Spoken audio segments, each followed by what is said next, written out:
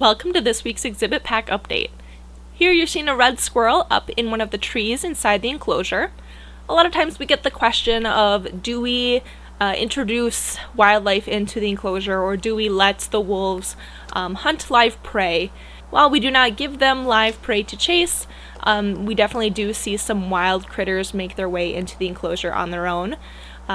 We do have a double fence line, so two kind of different fences that keep out larger animals, but we do see some smaller critters like this red squirrel here make their way into the enclosure. And so here you're seeing Kaz, Blackstone, and Rika doing what they like to do most with the red squirrels that they see, which is chase them up into a tree and then wait for them to come back down. Here's Kaz showing a little bit of that wolf hunting strategy, where he's looking over at his brother Blackstone and seeing what angle he is approaching from before circling around the tree and trying to catch the squirrel. Now, as you can see, they were not successful. It was just kind of testing the squirrel, seeing what the squirrel is going to respond like, and there you can see some frustration from both Blackstone and Kaz in the form of redirection. A lot of times they'll kind of take out these frustrations and redirect onto branches nearby by biting at them, pulling at them, and that also might be a way to try to trigger the squirrel to come down.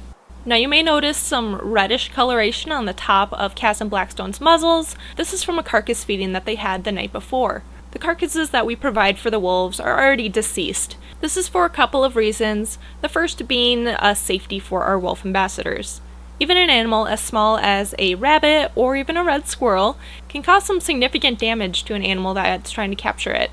And then of course larger items like white-tailed deer could really do some harm. And then ethically, it just feels wrong to put a live animal in that doesn't have the opportunity to escape from being hunted. So instead, our wolves get a diet of roadkill deer that are collected locally, as well as some beaver from local trappers. We also rely on the occasional meat donation for supplemental feeding throughout the week. So even though our wolf ambassadors are not provided with live prey, they still get to practice a lot of these wild instincts and hunting behaviors with wild critters that make their way into the enclosure.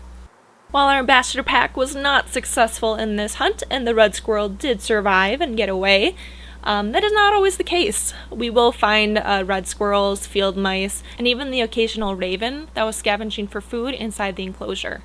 If you've been following our social media or on our email list, you may have seen that it is Give to the Wolves Day tomorrow, Thursday, November 21st.